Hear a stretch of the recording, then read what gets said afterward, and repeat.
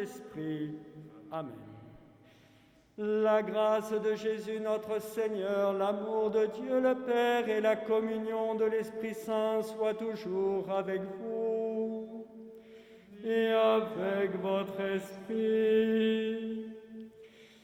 Bonjour à toutes et à tous pour cette messe encore à distance. Je salue de façon particulière les équipes de catéchèse de la Tour de Salvani qui nous ont fait un beau lotus avec les talents marqués sur les pétales. Je remercie Alice pour sa fleur marquée « Écoute ». Et puis les CM1, CM2 de l'école Notre-Dame des Charmilles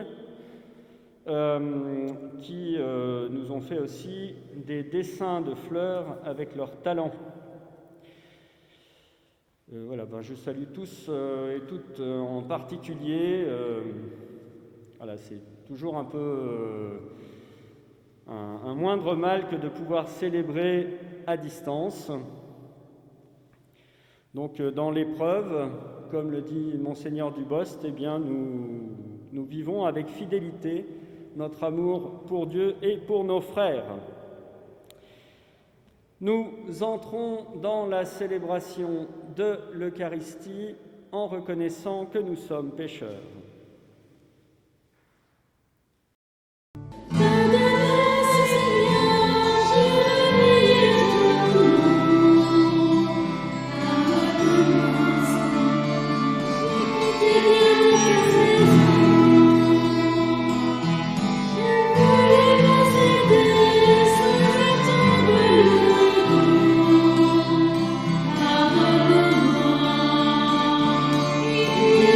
Amen.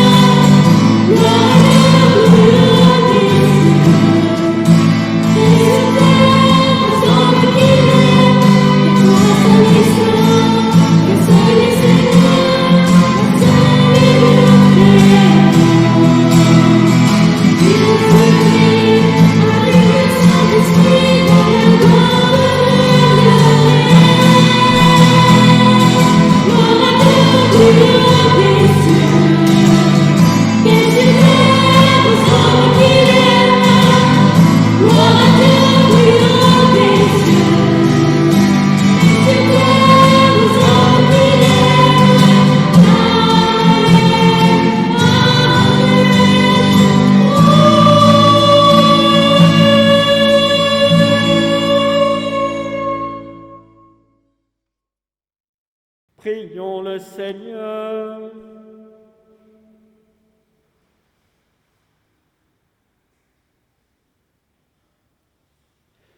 Accorde-nous, Seigneur, de trouver notre joie dans notre fidélité, car c'est un bonheur durable et profond de servir constamment le Créateur de tout bien par Jésus-Christ, ton Fils, notre Seigneur et notre Dieu, qui règne avec toi et le Saint-Esprit maintenant et pour les siècles des siècles. Amen. Amen.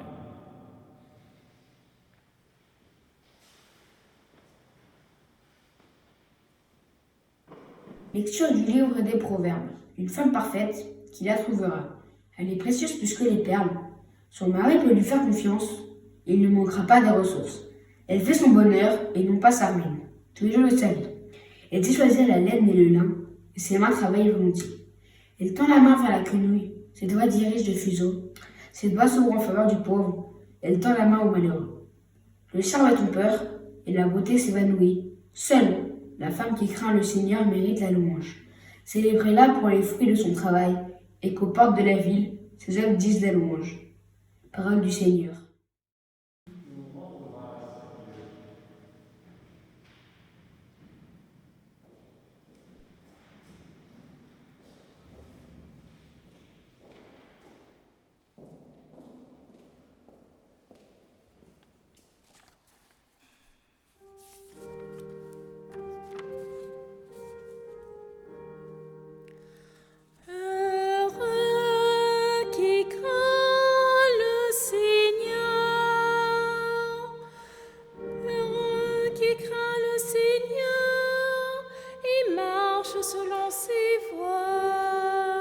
Tu te nourriras du travail de tes mains. Heureux es-tu, à toi le bonheur. Ta femme sera dans ta maison comme une vigne généreuse, et tes fils autour de la table comme des plants d'olivier.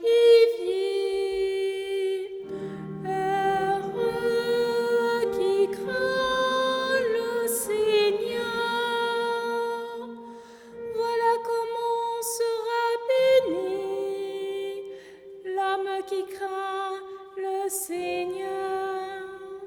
De Sion, que le Seigneur te bénisse. Tu verras le bonheur de Jérusalem tous les jours de ta vie. Heureux qui craint le Seigneur.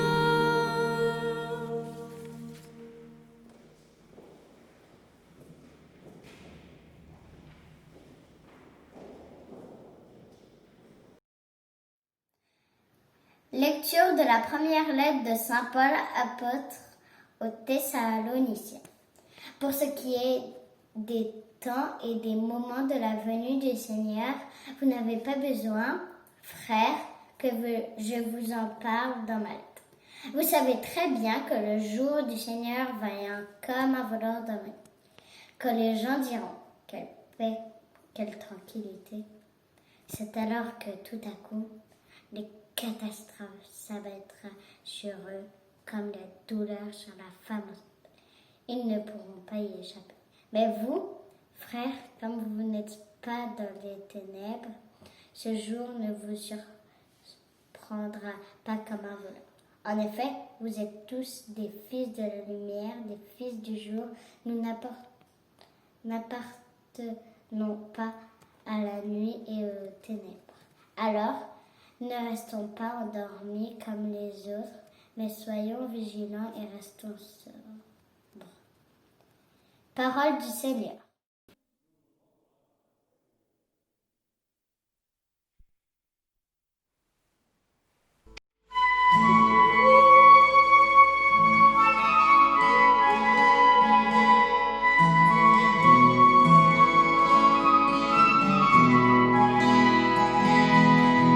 Alleluia.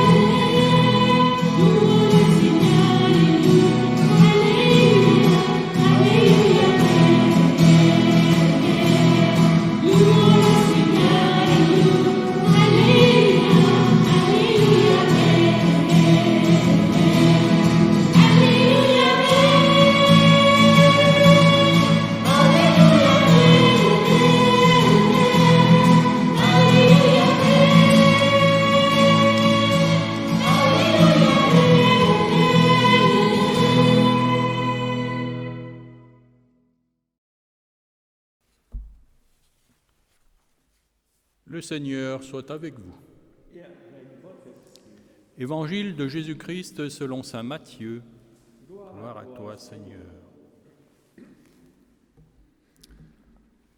En ce temps-là, Jésus disait à ses disciples cette parabole. C'est comme un homme qui partait en voyage. Il appela ses serviteurs et leur confia ses biens.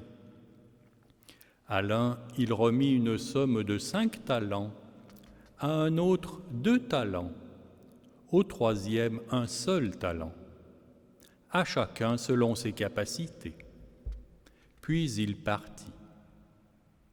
Aussitôt, celui qui avait reçu les 5 talents s'en alla pour les faire valoir et en gagna 5 autres. De même, celui qui avait reçu 2 talents en gagna 2 autres. Mais celui qui en avait reçu qu'un, alla creuser la terre et cacha l'argent de son maître.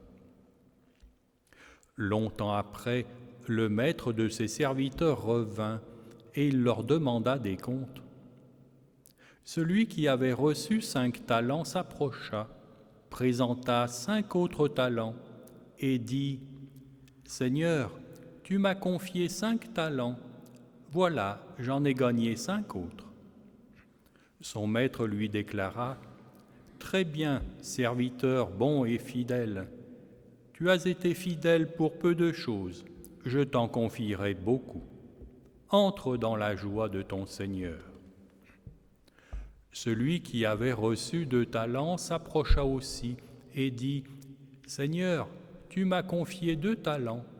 Voilà, j'en ai gagné 2 autres. » Son maître lui déclara « Très bien, serviteur bon et fidèle. Tu as été fidèle pour peu de choses, je t'en confierai beaucoup. Entre dans la joie de ton Seigneur. » Celui qui avait reçu un seul talent s'approcha aussi et dit « Seigneur, je savais que tu es un homme dur. Tu moissonnes là où tu n'as pas semé. Tu ramasses là où tu n'as pas répandu le grain. J'ai eu peur, et je suis allé cacher ton talent dans la terre.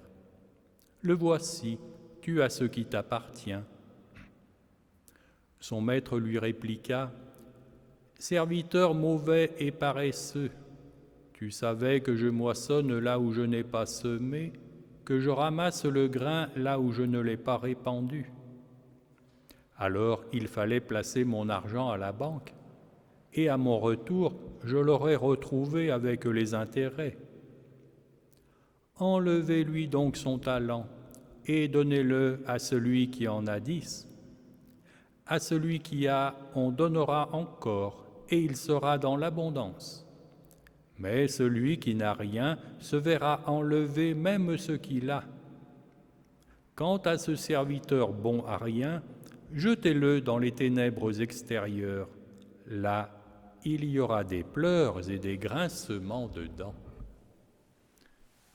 Acclamons la parole de Dieu. Louange à toi, Seigneur Jésus.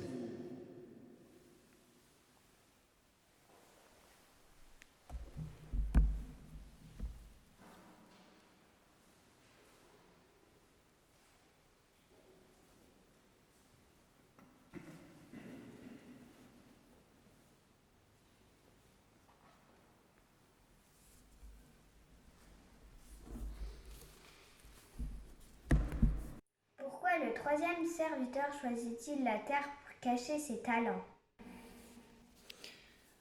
Alors, je remercie Alice qui formule les questions. Oui, j'espère que c'est bien Alice, d'ailleurs. Donc, voilà. Pourquoi le troisième serviteur choisit-il la terre pour cacher ses talents? Alors, est-ce que vous avez déjà entendu ou vu au cinéma des histoires de pirates? Que font-ils de leurs trésors? En général, eh bien, ils l'enterrent pour pouvoir le reprendre au moment favorable. Ce serviteur se comporte comme un pirate. il a peur de perdre ce qui lui a été donné, ou qu'on lui vole, alors il l'enterre. Il pense peut-être s'en servir en cas de besoin. Alors il faut signaler, il faut indiquer qu'il a vraiment un trésor. Un talent, c'est une mesure de poids. Un talent, ça pèse entre 30 et 40 kilos d'or. Au cours du 13 novembre, donc au cours de la bourse pour les lingots d'or, le 13 novembre, au poids du kilo, un talent vaut 1 515 600 euros. Voilà, un talent, 1 515 600 euros. 7 talents, ça fait 5 fois plus, 5 talents, 5 fois plus, 7 578 000 euros. 7 578 000 euros. C'est ça, 5 talents. Un talent, c'est déjà 1,5 million en euros. Ça commence à être correct. Et on peut penser qu'à l'époque, l'or était beaucoup plus cher qu'aujourd'hui. On pourrait multiplier peut-être par 2 ou 3, parce que l'or monétisé était plus rare. Et donc, ce n'est pas une pièce. Un talent, c'est une fortune. Et donc, ce serviteur, il a peur. Alors, il fait un gros trou, parce que là, il faut un gros trou quand même, et il enterre les talents.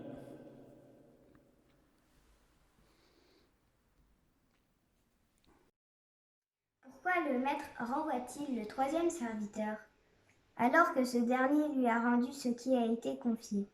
Pourquoi se montre-t-il injuste et méchant? Il aurait pu donner une seconde chance au serviteur. Alors, le troisième serviteur, évidemment, c'est là que la parabole prend tout son relief. Est-ce que vous avez bien écouté ce que dit le troisième serviteur? Il dit, et c'est le seul à s'exprimer, les deux autres, on ne sait pas trop, ils n'expriment pas ce qu'ils pensent, en tout cas pas par le discours.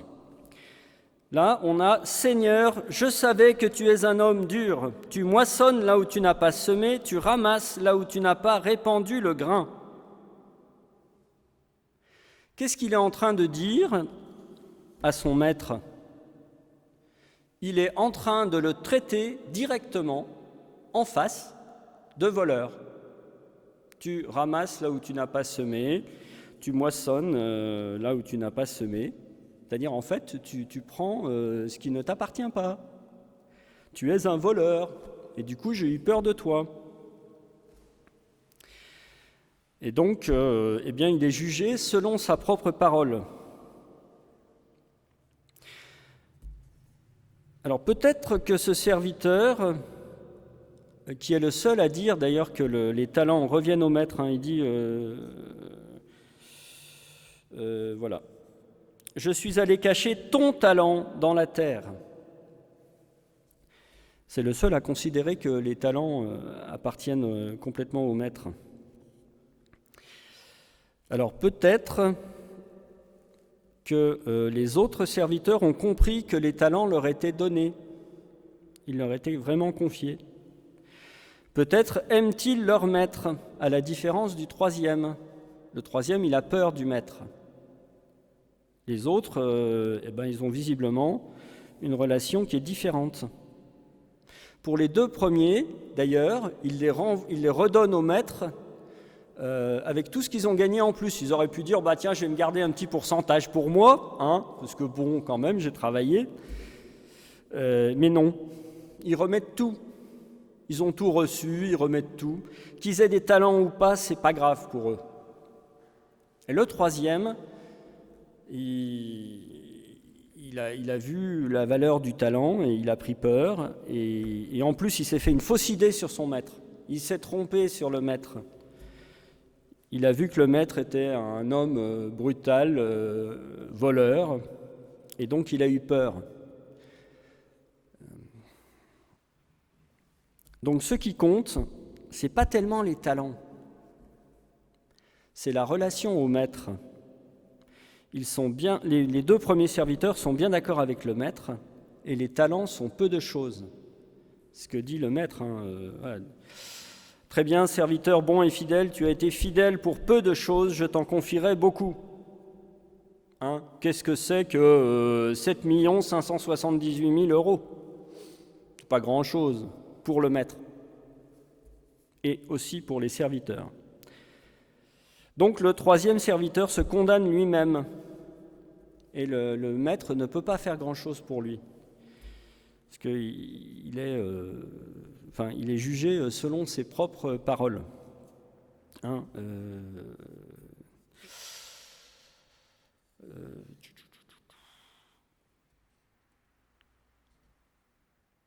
Voilà.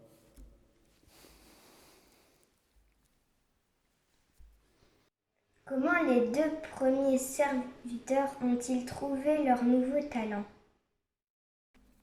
Eh oui, ils ont travaillé, visiblement. Ils ont investi. Alors ça m'est arrivé de mettre en scène cette parabole. Et pour trouver des nouveaux talents, il y en avait un qui achetait une chaîne de grands magasins, il y en avait un autre qui achetait des banques, il y en a qui peuvent investir dans plein de domaines. Et donc du coup, ils produisent de la richesse. Donc il a fallu qu'ils risquent ce qui leur était donné. Et ils l'ont fait comme si c'était à eux. Ça leur est confié. Et ils estiment que c'est comme si c'était à eux. Et ils risquent, ils prennent des risques. Voilà. Et ça c'est une permanente dans les paraboles, c'est que tout ce qui est risqué est gagné. Le grain de blé tombé en terre, toutes les paraboles sur le semeur, c'est que tout ce qui est semé, perdu, est finalement gagné à la fin, il y en a beaucoup plus qu'au début. Ça, c'est vraiment une constante.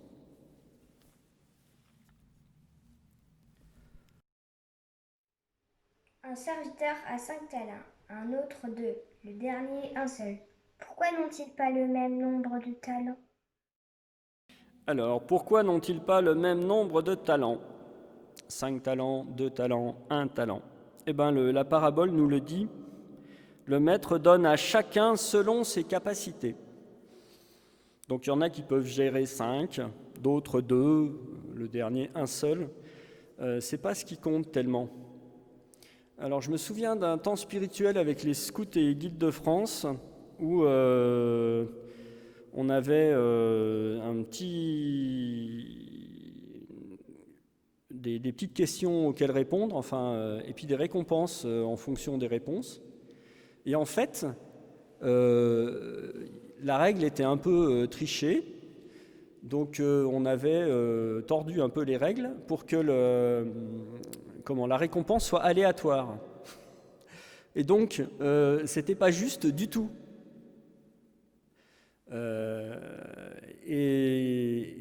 C'était très rigolo parce que en plus les gens savaient que c'était pas juste. Ceux qui ont eu moins se sont quand même sentis vexés, alors que c'était vraiment du domaine du jeu. Ils se sont sentis vexés parce qu'on leur attribuait moins que ceux à qui on donnait plus. Alors qu'ils connaissaient le fait que la règle était biaisée. C'est fou parce que même dans le jeu, on ne supportera pas de se voir attribuer moins qu'un autre. On va tout de suite vouloir se comparer. Or, s'il y a une chose qu'on ne peut pas faire avec Dieu, c'est se comparer. On ne peut pas se comparer à Dieu et on ne peut pas non plus se comparer aux frères, sinon on n'en sort pas. Il a 2 talents, moi j'en ai qu'un, ou moi j'ai 3 talents et lui il en a 1, et voilà, et ça va pas. Donc il faut lâcher là-dessus, à chacun selon ses capacités, paisiblement, et en faisant valoir ce qu'on a.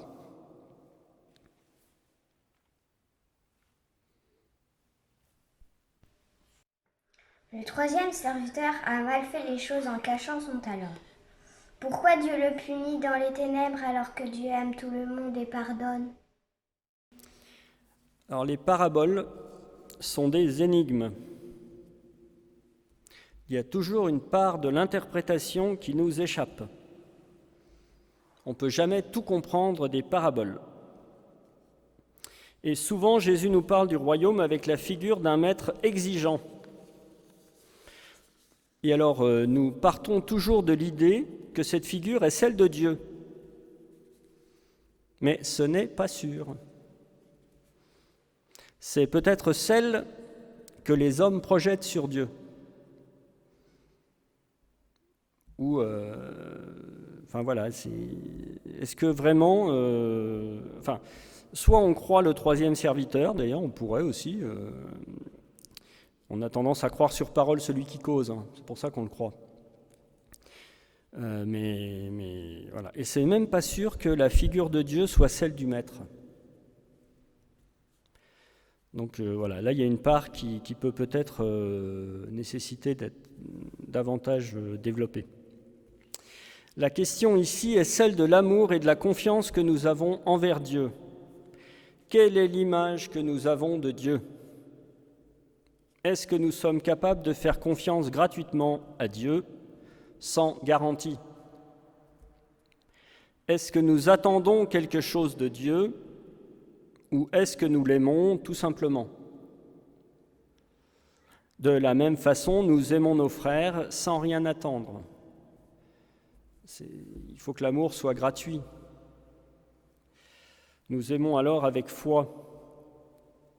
Parce que aimer sans rien attendre, sans attendre quoi que ce soit de la personne aimée, ça signifie qu'on aime avec foi, avec fidélité, avec confiance, parce qu'on sait qu'on aura un retour.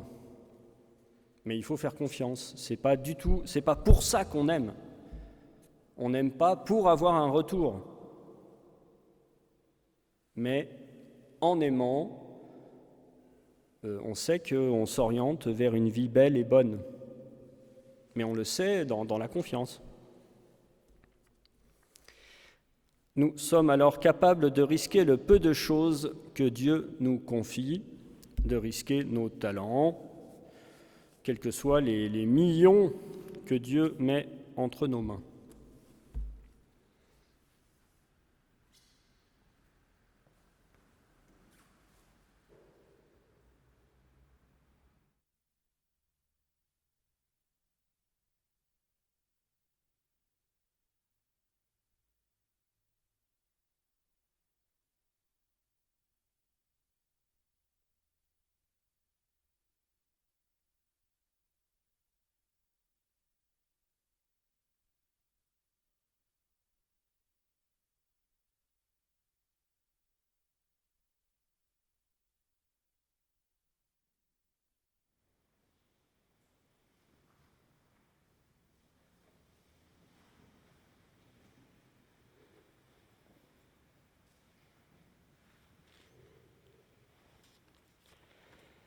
Nous proclamons notre foi.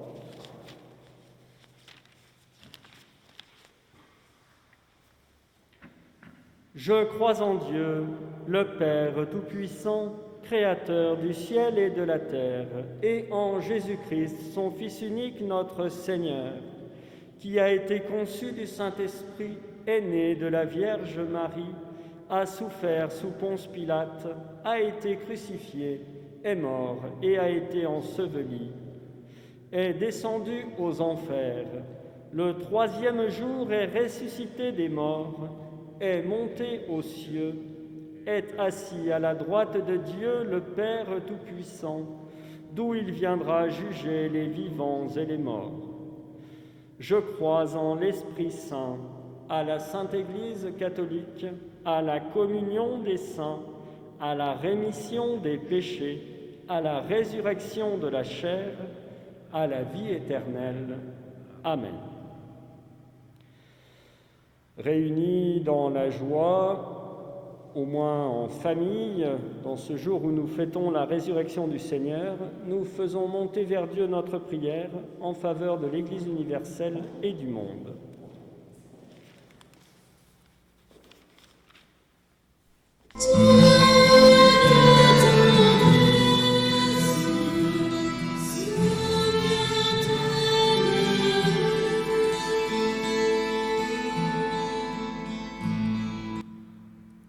Dieu n'attend pas de nous que nous soyons parfaits, ni sans défaut.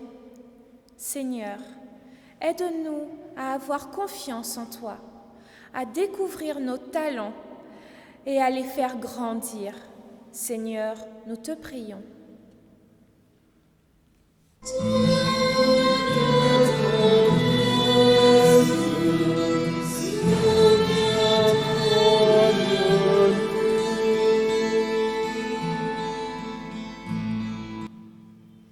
Seigneur, ceux qui se préparent au baptême ont choisi de te suivre et de te faire confiance.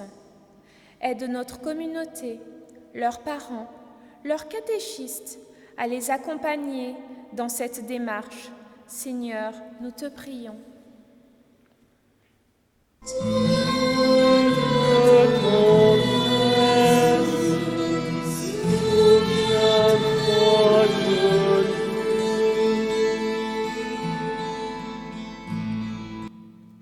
Seigneur, nous te confions tous ceux qui se donnent de la peine pour réconforter les malades qui souffrent en EHPAD, à l'hôpital ou seuls chez eux.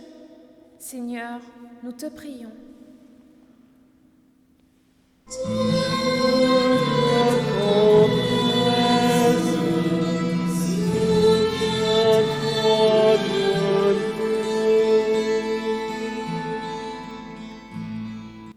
Seigneur, nous te confions les bénévoles des associations caritatives et humanitaires. Permets que leurs talents portent du fruit. Seigneur, nous te prions.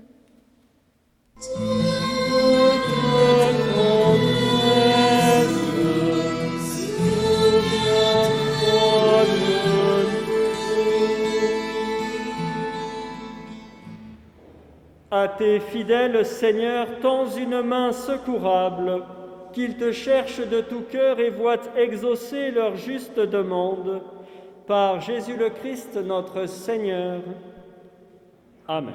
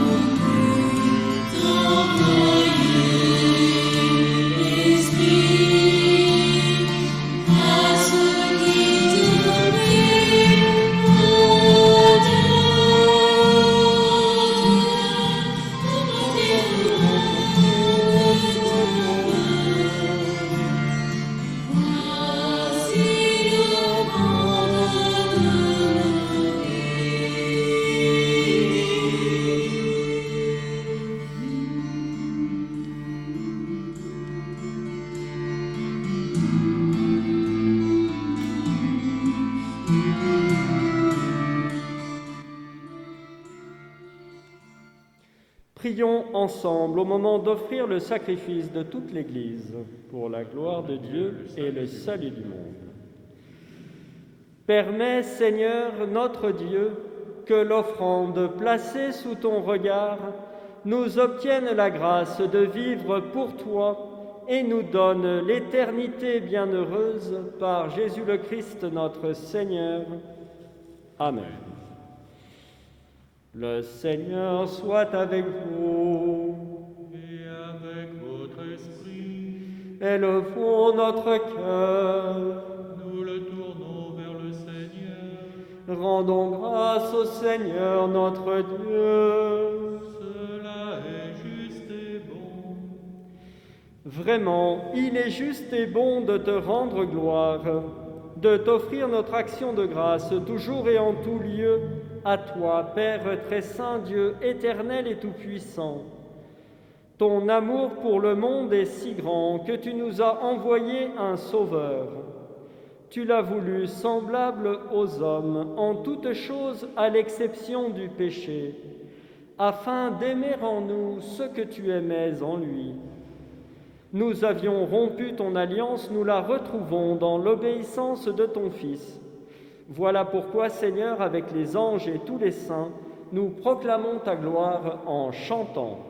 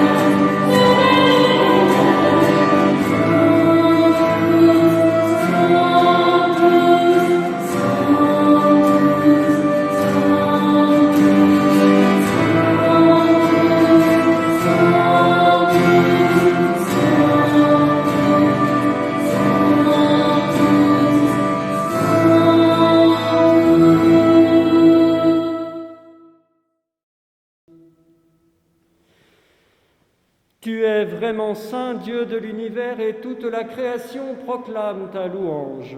Car c'est toi qui donnes la vie, c'est toi qui sanctifies toutes choses par ton Fils, Jésus-Christ notre Seigneur, avec la puissance de l'Esprit Saint. Et tu ne cesses de rassembler ton peuple afin qu'il te présente partout dans le monde une offrande pure. C'est pourquoi nous voici rassemblés devant toi et, dans la communion de toute l'Église, en ce premier jour de la semaine, nous célébrons le jour où le Christ est ressuscité d'entre les morts. Par lui que tu as élevé à ta droite, Dieu Tout-Puissant, nous te supplions de consacrer toi-même les offrandes que nous apportons. Sanctifie-les par ton Esprit, pour qu'elles deviennent le corps et le sang de ton Fils, Jésus-Christ notre Seigneur, qui nous a dit de célébrer ce mystère. La nuit même où il fut livré, il prit le pain. En te rendant grâce, il le bénit, il le rompit et le donna à ses disciples en disant : « Prenez et mangez-en tous, ceci est mon corps livré pour vous. »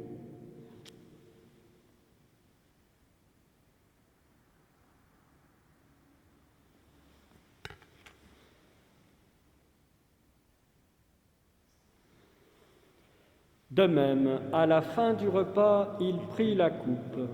En te rendant grâce, il la bénit et la donna à ses disciples en disant : « Prenez et buvez-en tous, car ceci est la coupe de mon sang, le sang de l'alliance nouvelle et éternelle, qui sera versé pour vous et pour la multitude en rémission des péchés.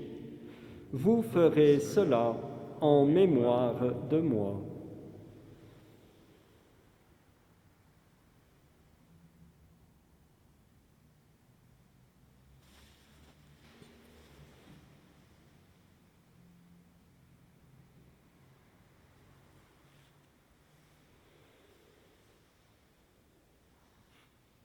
Proclamons le mystère de la foi.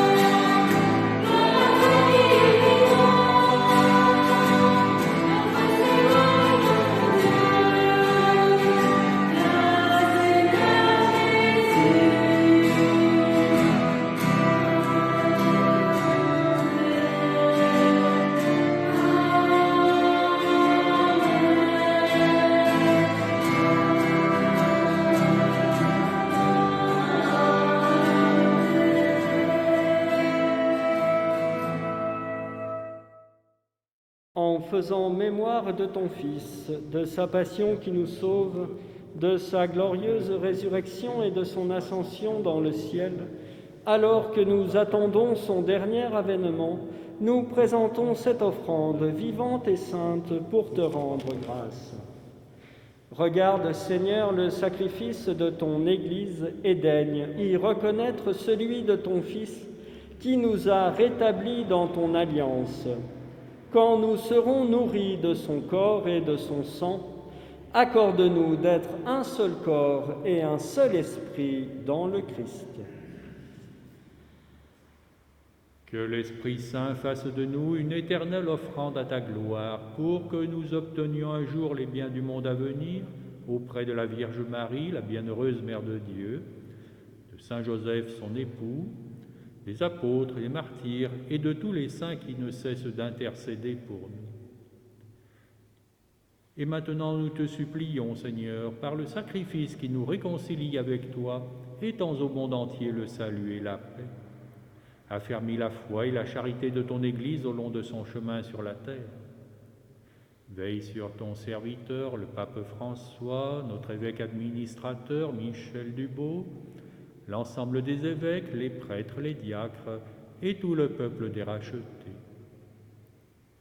Écoute les prières de ta famille assemblée devant toi et ramène à toi, Père très aimant, tous tes enfants dispersés.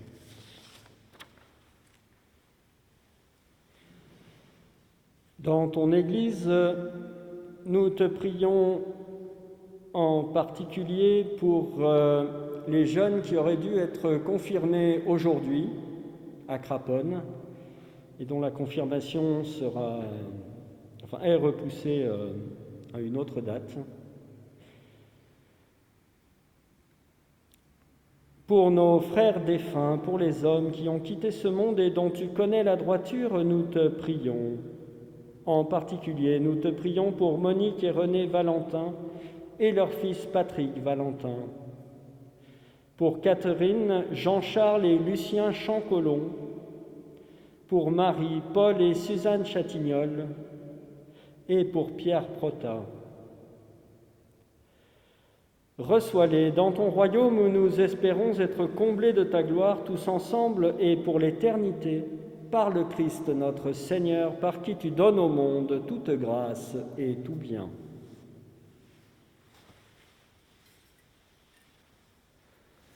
Par lui, avec lui et en lui, à toi, Dieu le Père Tout-Puissant, dans l'unité du Saint-Esprit, tout honneur et toute gloire pour les siècles des siècles.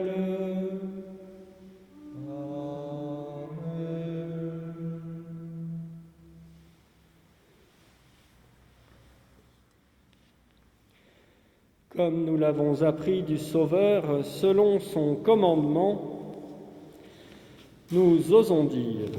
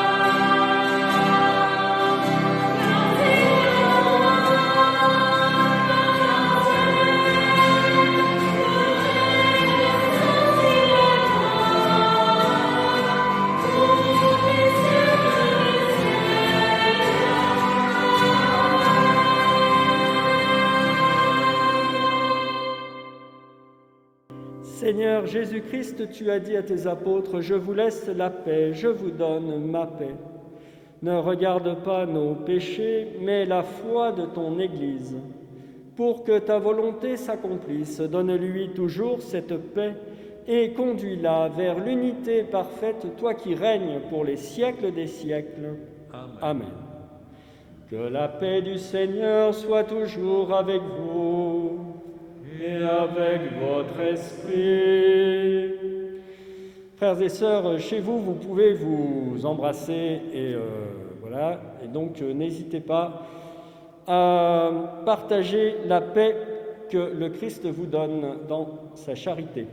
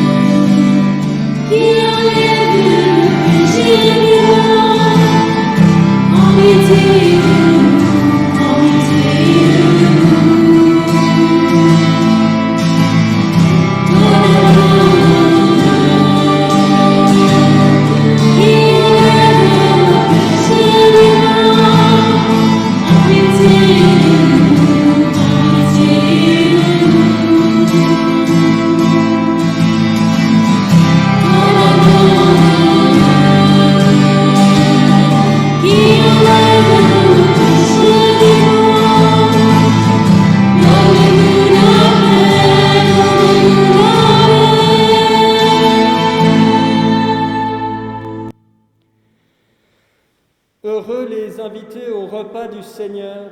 Voici l'agneau de Dieu qui enlève le péché du monde. Seigneur, je ne suis pas digne de te recevoir, mais dis seulement une parole et je serai guéri.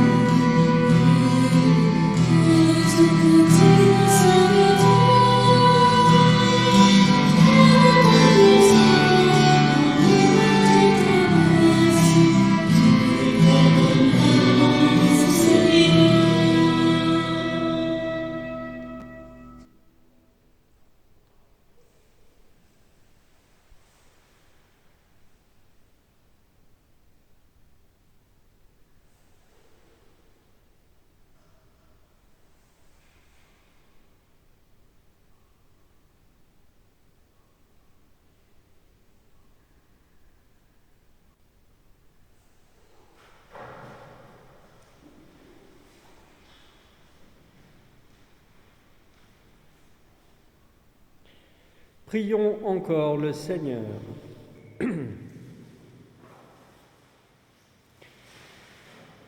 Nous venons de communier, Seigneur, au don sacré du corps et du sang de ton Fils, et nous te prions humblement que cette Eucharistie offerte en mémoire de lui, comme il nous a dit de le faire, augmente en nous la charité, par Jésus le Christ notre Seigneur. Amen.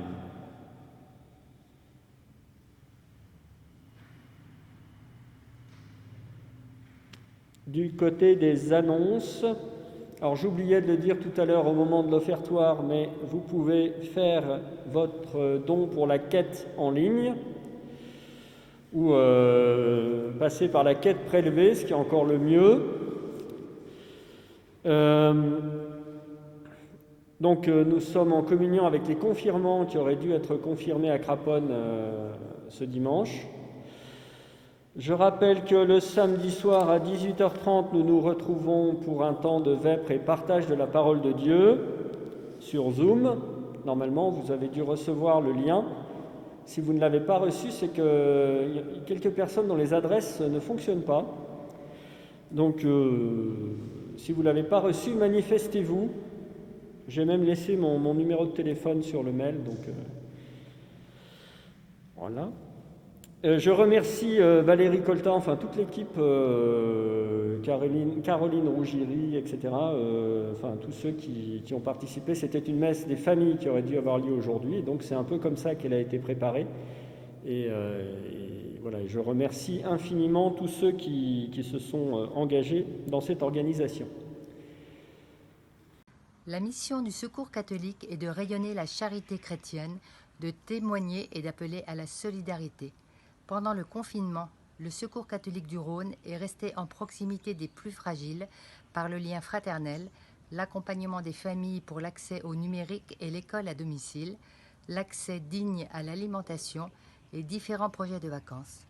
La pandémie a non seulement engendré une crise sanitaire importante, mais aussi une crise économique et sociale. Dans la période qui s'ouvre, les équipes du Secours catholique sont très attentives à écouter les besoins nouveaux qui se présentent. Plus que jamais, nous devons tous être acteurs de fraternité pour donner aux plus fragiles le pouvoir de reprendre leur destin en main. Cette année encore, la Journée nationale du Secours catholique a lieu le même jour que la Journée mondiale des pauvres instaurée par le pape François. En tant que service d'Église, le Secours catholique a plus que jamais besoin de la générosité de tous pour remplir la mission qu'il mène contre la pauvreté et l'exclusion. Cette collecte nationale représente plus de la moitié de ses ressources de l'année et ce sont vos dons et la mobilisation des bénévoles qui permettent toutes ces actions d'entraide dans la fraternité avec les plus fragiles. Cela ne peut se faire sans votre soutien. Vous pouvez effectuer votre don en ligne sur secours-catholique.org. Merci beaucoup de votre générosité. Le Seigneur soit avec vous. Et avec votre esprit. Que Dieu Tout-Puissant vous bénisse, le Père, le Fils et le Saint-Esprit. Amen. Allez dans la paix du Christ, nous rendons grâce à lui.